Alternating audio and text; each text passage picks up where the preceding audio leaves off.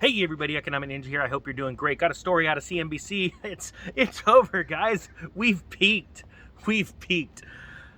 Like a bunch of men that really aren't men in this country. They've all peaked, and it's scary what's going on in this world. But we're not talking about life. We're talking about the Dow. The Dow right now rallies 700 points as new data raises hope that U.S. inflation may have peaked.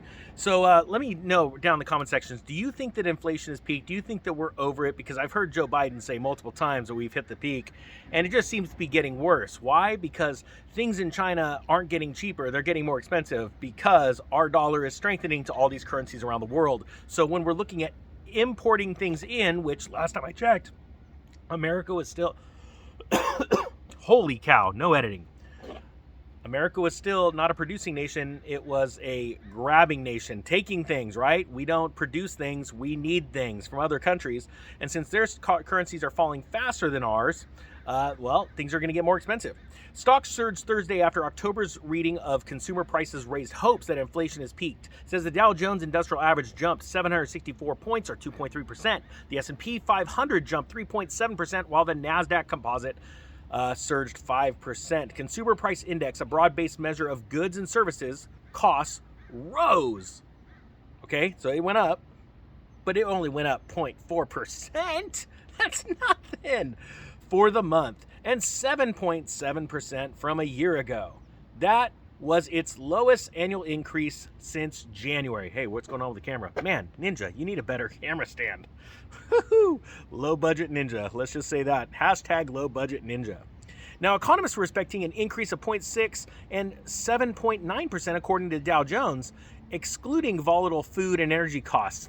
There we go again. The two most important things in the metric when it comes to inflation, the things that you care about and I care about, we're just going to leave that out. You know, all the other crap, from China, the stuff on Amazon and on eBay that you really don't need.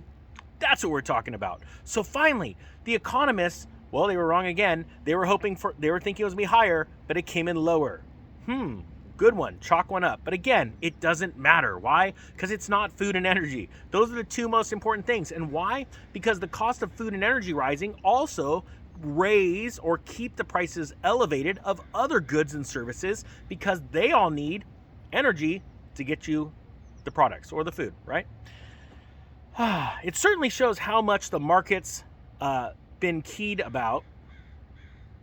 That's a weird phrase. Worried about and wants to run on CPI. If you get any short of help here, said John Briggs of NatWest. It just brings up the idea of peak inflation, peak Fed. The Fed will slow and peak rather than continue to aggressively raise hike rates at 75 basis points at a time. Man, Ninja, you and your phone. Let's get with this. This is a professional program here. Let me make this very clear. The Federal Reserve is not going to turn and they're going to slow down their rate hikes until they see some real evidence that things have stopped. They want real evidence that housing is taking a nosedive. They want to see equities take a nosedive. I know it sounds crazy, but that's really what they want. It's part of the bigger plan, and they've got the greatest... Seriously, Ninja, get a phone case. They want this excuse. They can use this excuse. It's wet out here. I don't know what to say. It's slippery. They want to use this as an excuse to take down markets, all kinds of markets, because they want to buy up your assets for pennies on the dollar.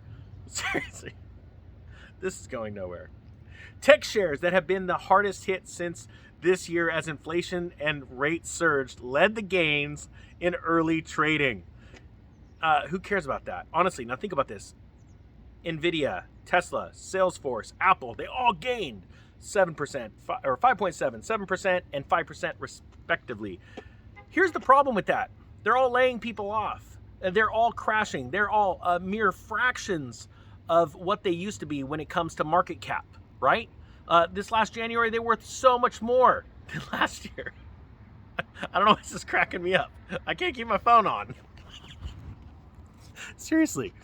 All right, here we go. The point being is this.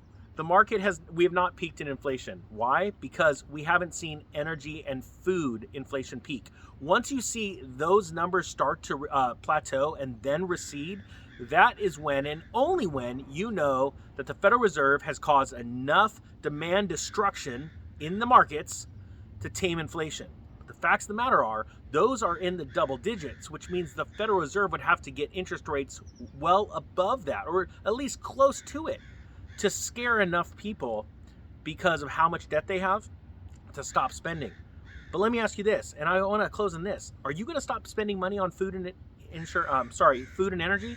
Are you going to just say, you know what, I'm done. I'm just going to eat less this week? That's what you have to ask yourself, and that is when you truly know that inflation has peaked. All right, guys, that being said, I thank you so much for watching. I'll link the story below. The Economic Ninja is out.